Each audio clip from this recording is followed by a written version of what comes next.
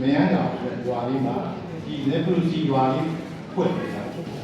ကျွန်တော်တို့ဝန်ခံကြောင်တော့ရောက်ပါဒုံကြီးကောင်းမယ်အထက်ကပါပြီးမတရားဆက်လေးမှယူခဲ့နော်ရှားရုံမှာတောင်းစင်တောင်းအောက်ပါငန်းတာများရှိတဲ့လက်ပြုစီရွာလေးရှိအဲ့နေ့စဉ်ပေါ့ကကျွန်တော်တို့ကစိတ်ကူးလည်းမဟုတ်ဘူး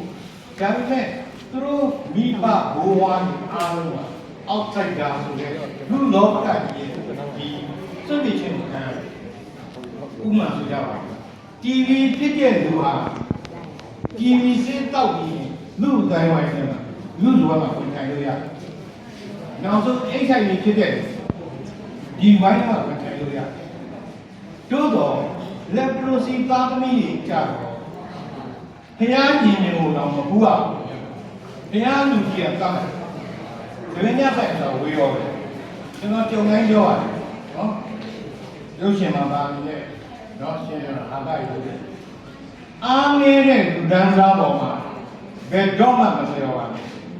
နော်တချို့ကအမှုလောင်ဆောင်ပြီးတော့လောက်တာတွေရှိတယ်နော်စကားတစ်ခုရှိတယ်အဒူနဲ့ရွှေကွက်ပေါ်မှာအားမနာဆိုတာရှိတယ်အဲ့ဒီလိုတွေလောက်တာတယ်ပြီးနေသက်ခံရတဲ့နင်းကြတဲ့လူဒန်းစားပေါ်မှာကျွန်တော်ကဘယ်လိုသွားပြီးနေပါကျွန်တော်တို့ကြော်လိုက်သူတို့ဘာဖြစ်သွားလဲ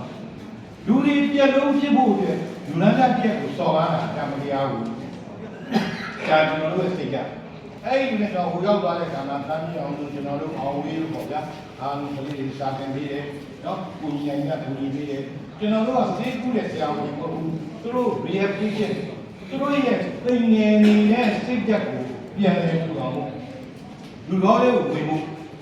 အဲ့ဒီကလေး